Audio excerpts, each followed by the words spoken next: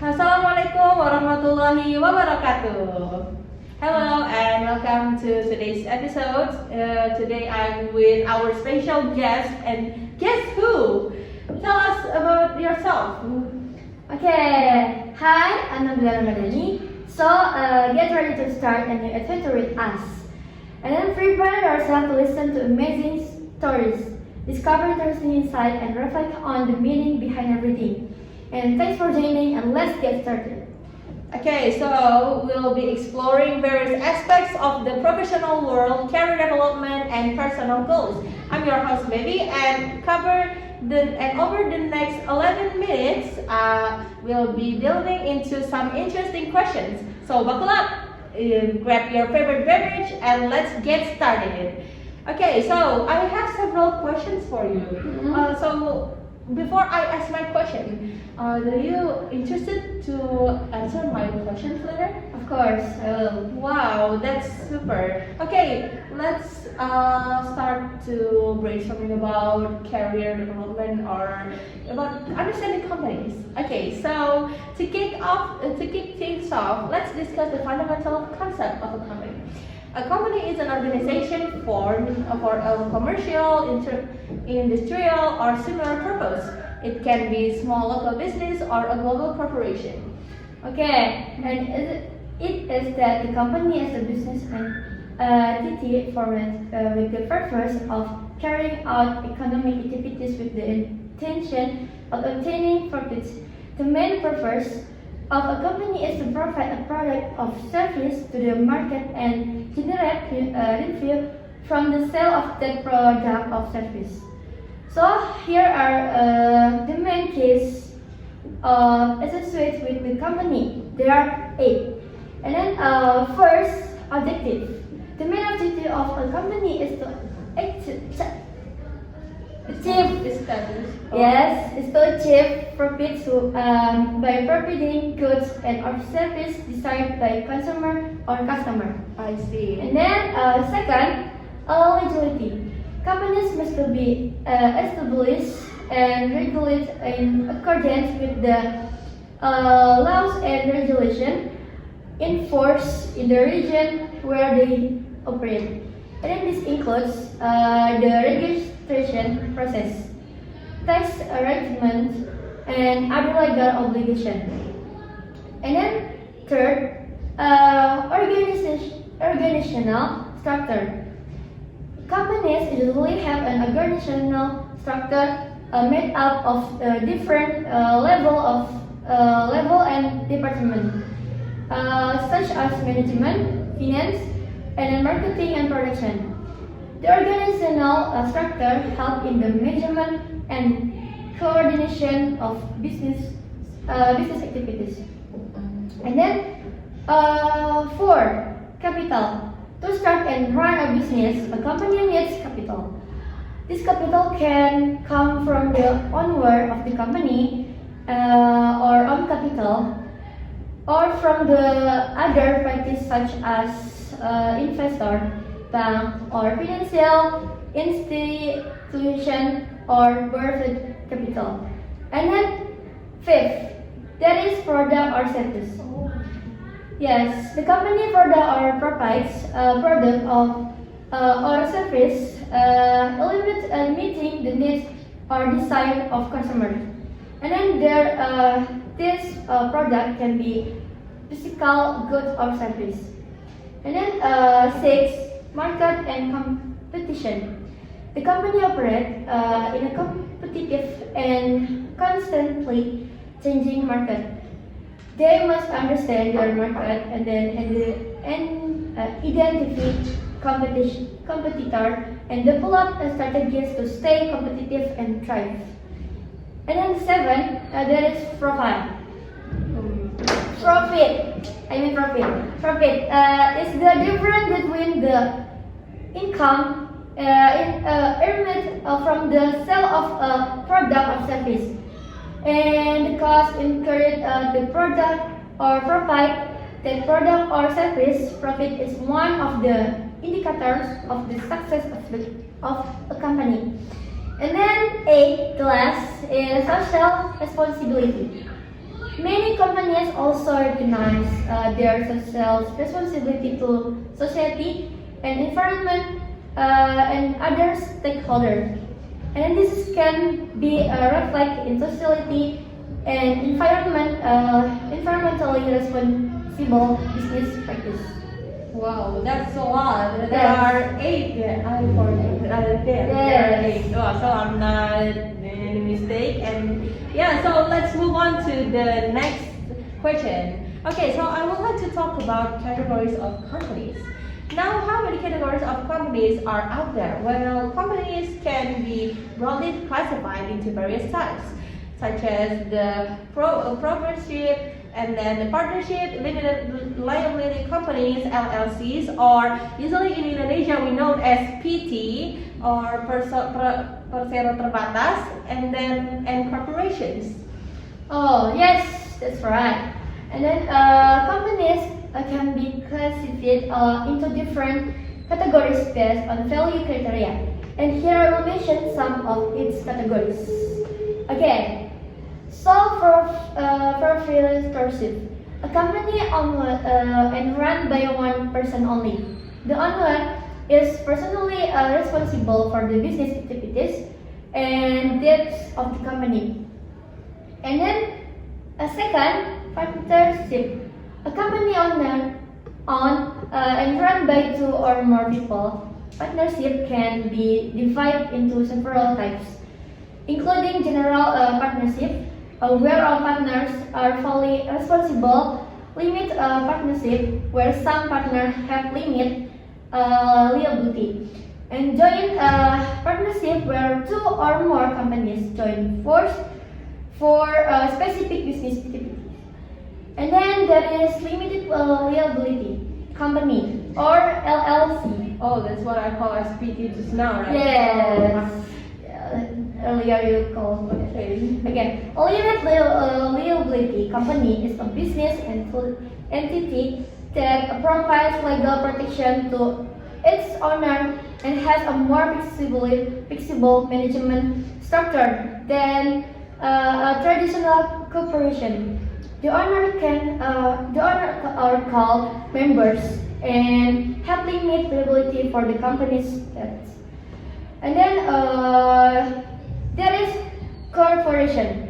A corporation is a legally separate business entity from its owners, with a separate right and obligation. The owner are called shareholders, and they have limit liability to the company's debt equal to their investment in the stock. Corporation can be further divided into several types, such as public. And then public corporation, their share are traded on stock exchange, and private corporation. Their share are owned by a small number of shareholders. Yes, and then this is last. There is limit share, all LTD. A type of company in which is the responsibility of the owner is limited to a certain amount invested in the company. Oh, so there are lots of explanation of Yes. between several types of companies. I thought the companies only have one type, or it's just an office and you can just call them corporation. But now I see that there are lots of types of companies. That's awesome. Thank you so much. Okay, Welcome. let's moving on to the next topic. Why are skills important? Okay, so have you ever wondered, do you need degree more or skills? Well, for me, I need skills more because, yeah, during the job you will use your skills, not your degree, right? Yes. Okay, so let's talk about it and what benefits do they bring to your professional life? Skills are like tools in your toolbox, helping you navigate through different challenges in your career. They enhance your employability and contribute to personal growth. So what do you say? Okay, skill, yes, you're right, are very important in professional life because they provide a solid foundation to success in a career. The reason is to improve performance. Strong skill help improve performance on the job. And then they allow you to complete tasks more efficiently and effectively, resulting in better result in your work. And then, yes, increase productivity. By having good skill, you can work faster and more efficiently, thus increasing your productivity. This is important in a competitive work environment where time and result are highly valued. And then competitiveness in the job market. Having a relevant and valued skill makes you more attractive candidate in the job market. This can encourage your change of getting the job you want or moving up in your career. And then adaptability. This soft skill allows you to adapt to change in the work environment, new technology, or evolving job demands. The ability to adapt is essential in the face of challenges and opportunities that arise in a career. And then improve quality of work. Good skill help you produce a high quality work. The ability to master relevant techniques, tools, and process can lead you to become a more skilled and competent professional in your field. And then career growth. By having a strong and reliable skill, you can build a foundation for sustainable career growth. Constantly update and improve skill also allow you to expand to higher position or take on greater responsibilities within the organization. And then communication skill. This is important. Many skills such as verbal and written communication skill, as well as critical thinking skill, are essential in a variety of professions. They help you interact with colleagues, clients, and superiors more effectively. And then, which is an important aspect of professional success. Okay, so that's a lot for skills. Yes. Well, yeah, let's move it on to the title. Like I mentioned before, we need both title and skills, right, for enhance the productivity, like you said before. So yeah, why are they important? You know, the titles and else, and what benefits do they bring? Well, titles often act as a passport if you want to go and to enter a company, or else opening doors to opportunities. They showcase your educational achievements and expertise in a particular field. What do you think? Okay, that's very important because recognition and legitimacy. School title provides official recognition of a person's educational achievements. They indicate that the individual has completed a particular educational program successfully and has met established academic standards. And then professional credentials. Such title provides the necessary credentials in many professional fields. And then they prove that a person has a necessary knowledge, skill, and then understanding in a particular field, and making them more respect and recognized in the workplace. And then personal and professional growth. Achieving a degree requires dedication, commitment, and hard work. It's the process of learning and completing an educational program can help a person develop personally and professionally, expand their understanding of the world, and develop the skills necessary for success in the career and life. And then self-recognition. In addition to being recognized by others, they title are also proud of personal achievement. They can provide a strong sense of achievement and personal passion, as well as increase confidence in one's abilities and potential. Okay, Yeah. so have you already? Okay, so that's for title. Yes. So we are need them both. We need skills and then we also need the title. Yes. It's for ensure that we have reached the qualification of our past education like that. Yes. Yeah. And also skills we also need skill to improve our productivity in the workplace, because everything in the workplace is our high value. Okay, so this is the last question. This is kind of exciting for me, and this is about goals and dream jobs. Speaking of goals, everyone has dreams and aspirations. What are your goals and what's your dream job? It's crucial to have a vision of your career. And identifying your dream job helps you stay motivated and focus on your professional journey. So, what's your dream job? What's your dream job? Tell me. Okay, actually, I want to become a full stack. Oh, full stack engineer? Yes. That's so cool. Yes, I mean, but there are some ways that I must be able to master to be able to become a full stack. And then there is education and training. Be sure to acquire the necessary knowledge and skill in software development. And this can be through formal education, online course, and practical training. And then there is a practical experience. Strive to gain relevant work or project experience in software development. This can help you get a deeper understanding of the industry and build a strong portfolio. Oh. Yes, portfolio is very important.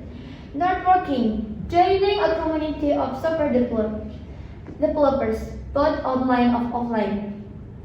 Both online and offline as can be.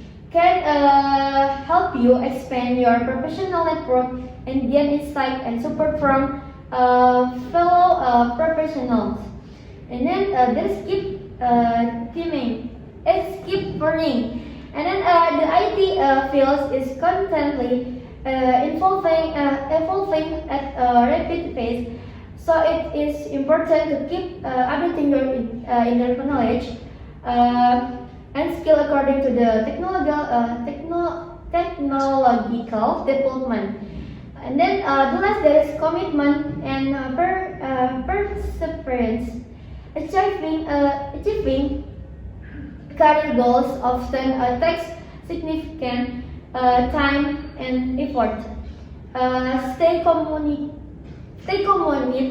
and diligent in pursuing your dreams as a full stack developer. Okay, so that will be the end of our conversation today. Yes. Thank you so much for joining me in this podcast. It was Thank so you. insightful Yes. because I know a lot of companies and some company what's the benefits of our title and our skills. Okay, so that was very insightful. Thank you very much Thank for you. sharing your knowledge. Yes, thank Okay, you. as we wrap up this podcast episode, I encourage you to reflect on your career journey. What have you learned today, and how can you apply these insights to your future endeavors? Thank you for joining us in exploring in the world of work and career. Until next time, this is Beby signing off. Stay motivated, stay inspired, and keep chasing those dreams. No limits, don't touch the sky. Yay! Okay. Thank you so much, everyone. Wassalamualaikum warahmatullahi wabarakatuh. Bye bye.